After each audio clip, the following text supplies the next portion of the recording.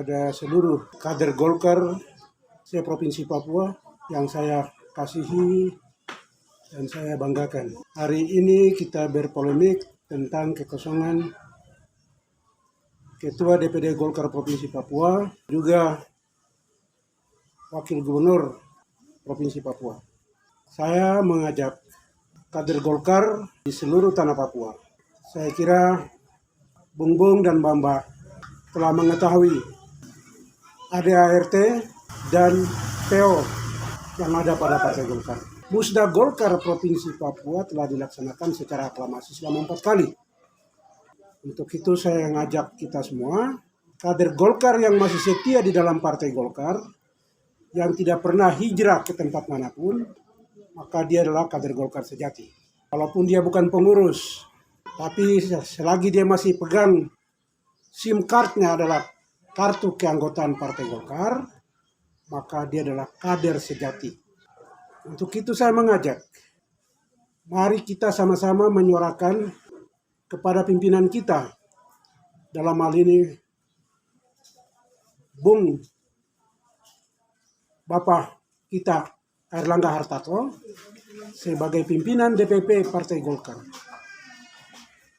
dengan seluruh perangkatnya yang ada di tingkat pusat, untuk meninjau kembali terhadap pelaksanaan musda yang terjadi secara aklamasi di Provinsi Papua selama 4 kali. Apakah sudah sesuai dengan ADART dan PO?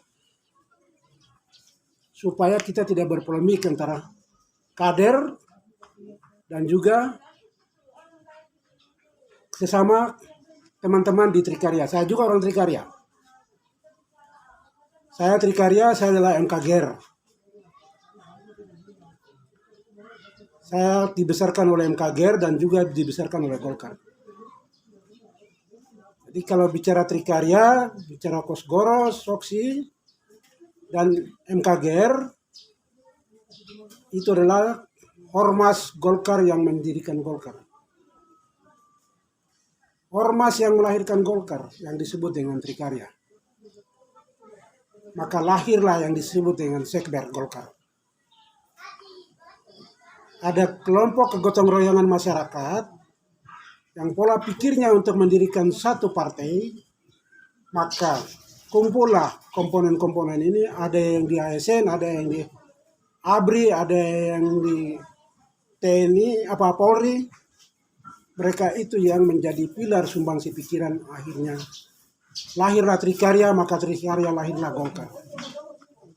Jadi kader-kader Golkar yang junior, saya minta maaf, saya adalah kader Golkar senior. Saya dididik zaman Sekber Golkar. Saya kira kader-kader yang lain pasti belum ada yang zaman baru ketika reformasi. Karena senior-senior saya sudah habis semua. Seperti Pak Alex Sesegem, kemudian Pak Herman Monim sudah almarhum. Ini mantan-mantan ketua ini yang saya ngomong. Zaman-zaman itu. Abel Suai itu baru saja. Ketika saya jadikan dia. Ada Bung saya, Bung Jonibo. Walaupun Habel sudah almarhum, tetapi itu saya punya tangan dan pundak. Baru beliau jadi ketua Golkar, jadi ketua DPR, itu di atas pundak saya. Saya kira Bung Jonibo masih ada saksi hidup, masih ada. Jadi kalau ngomong takaran kader, harus dilihat dulu kader yang bagaimana. Ada kader yang dibangun ideologinya untuk menata dan mengamankan seluruh jajaran kader, infrastruktur partai dan lain sebagainya. Paling jajaran yang paling terendah yang ada di kampung, dusun, dan desa. Yang lebih tinggi adalah satu tingkat di bawahnya adalah kecamatan, dari kampung ke kecamatan, kecamatan ke kabupaten, kabupaten provinsi, provinsi pusat. Nah, ini saya minta kepada kader-kader junior. Jangan berangan-angan, berandai-andai, tapi Anda didoktrin dulu, digodok dulu, dibina dulu, Anda sudah memahami tentang lapor perjuangan Partai Golkar, baru Anda bisa dianggap adalah kader, sesungguhnya lah kader militan. Lapor perjuangan Partai Golkar itu menjadi landasan ideologi pribadi orang di dalam sebuah organisasi ataupun partai yang dia nganut. Karena Golkar punya lapor perjuangan Partai Golkar tidak gampang. Saya adalah kader Penlat, saya adalah kader TOT, Training of Trainers, dan saya adalah kader instruktur. Penjenjangan kader yang sudah saya lewati, dan saya adalah kader Karakterdes. Pertama tahun 73 terbentuknya Karakterdes. Saya adalah angkatan pertama. Dulu VTC masih ada yang dibilang sekolah teknik mesin di BSG. Kami adalah gambling pertama tentang Karakterdes yang diterjunkan ke desa-desa. Karena saya adalah kader senior yang saya bilang tadi. Sudah jenjang yang saya lewati cukup panjang. Saya mencetakkan orang banyak jadi pemimpin, padahal saya sendiri tidak pernah jadi pemimpin. Orang yang bilang jadi pemimpin itu tidak semudah mata memandang telapak tangan membalik. Orang menjadi kader pun juga demikian. Tidak mata memandang telapak tangan mudah membalik. Karena kami adalah zaman Orba. Kami tahu persis waktu itu masih jauh. 3 huruf yang disebut ABG. Apa kata ABG? ABRI, Golkar, dan birokrasi. Saya hidup di tengah 3 huruf itu. Jadi kami didoktrin, kami di screening, kami di apa, baru kami bisa dinyatakan bersih, lolos butuh ataupun bersih diri. Tapi ketika reformasi, maka dari mana-mana bisa bilang saya kader. Dari mana-mana bisa bilang saya kader. Jadi saya minta Bung Airlangga membuka data base kader dan dicek. Saya ini mantan ketua Golkar. Saya ini mantan ketua Komcat dulu, disebut Komcat sebelum jadi ketua Golkar di kabupaten, DPD, tapi saya mantan Komcat. Yang paling terkecil itu Komlur. Komlur itu mulai dari tingkat kelurahan, desa, sampai ke kecamatan. Baru terakhir saya di kabupaten. Dan saya pernah mencetak hasil pemilu 2004 walaupun Golkar menang seluruh nasional, secara nasional dalam bingkai Republik Indonesia, tapi Golkar tidak pernah jadi presiden. Golkar adalah partai pendukung pemerintah.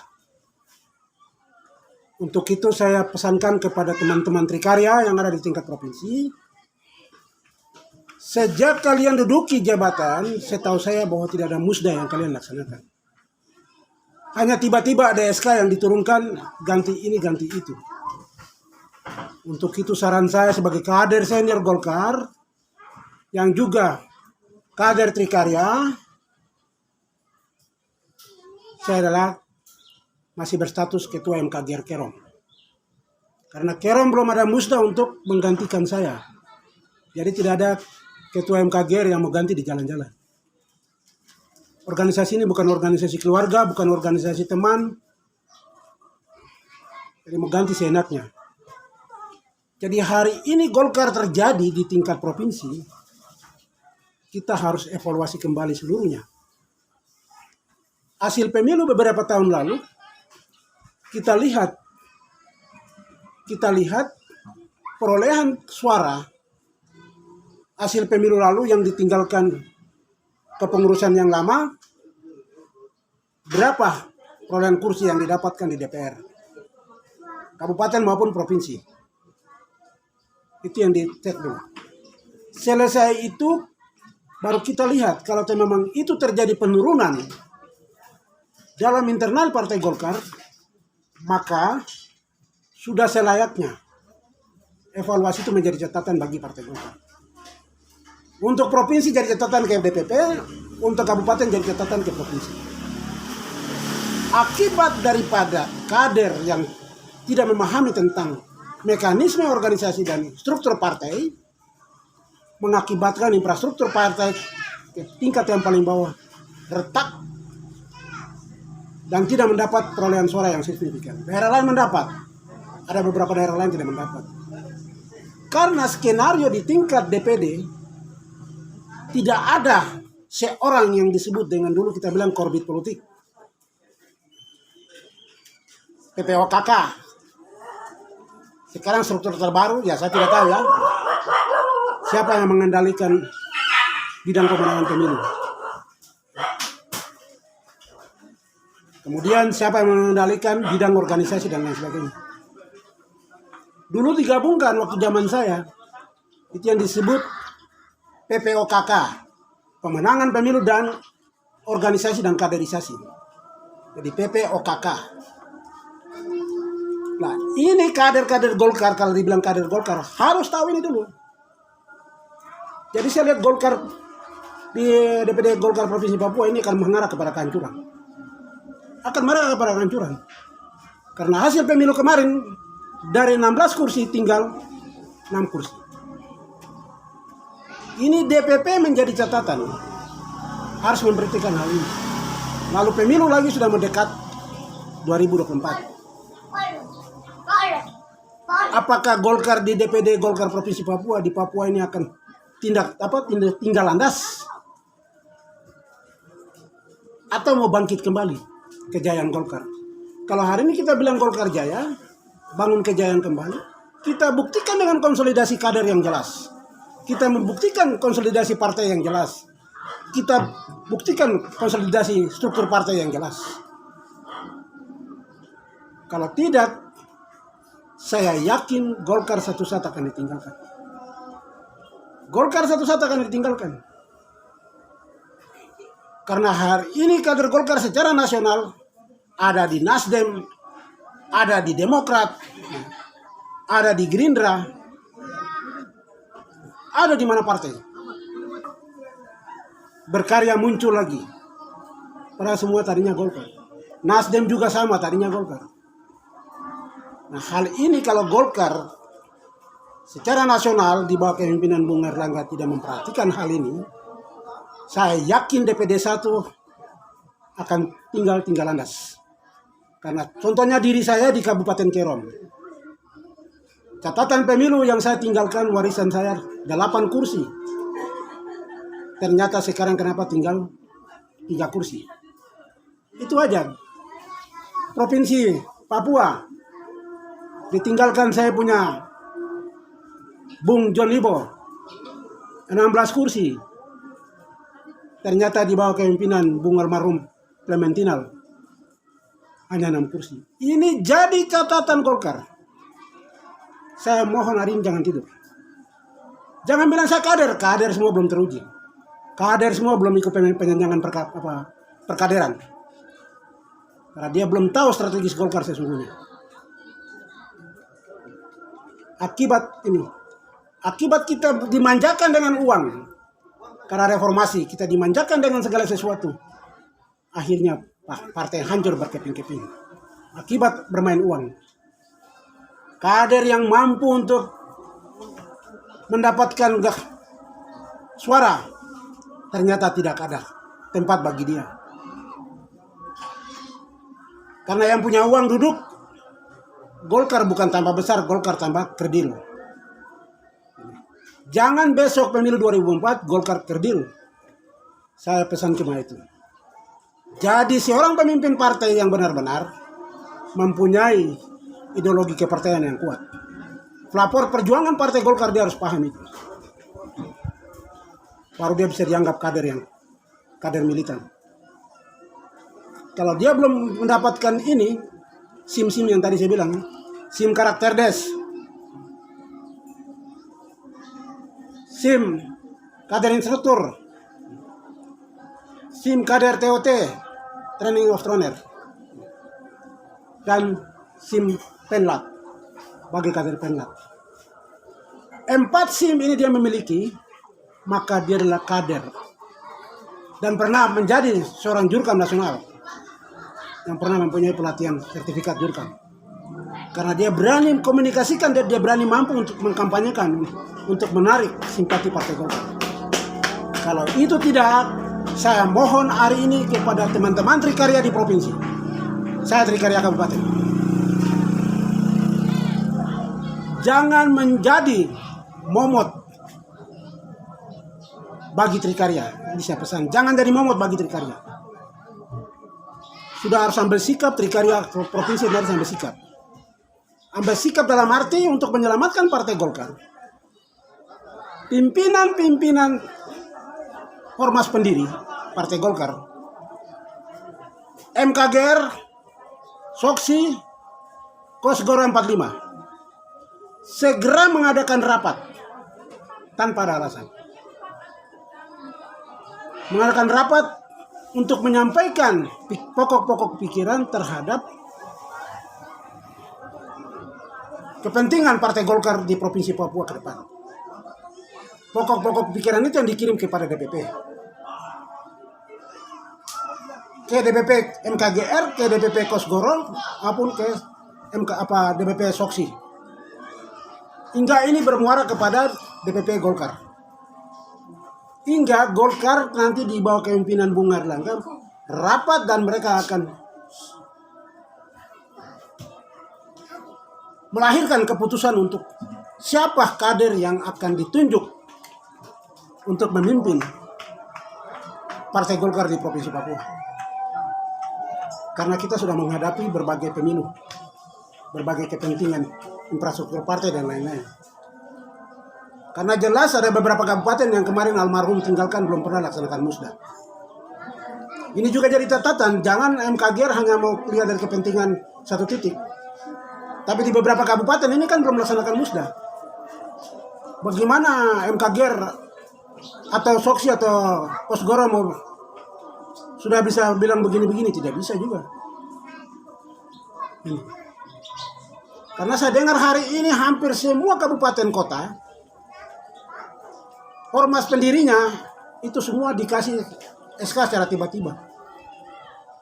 Saya sendiri jadi tanda tanya, kapan dilaksanakan musdanya?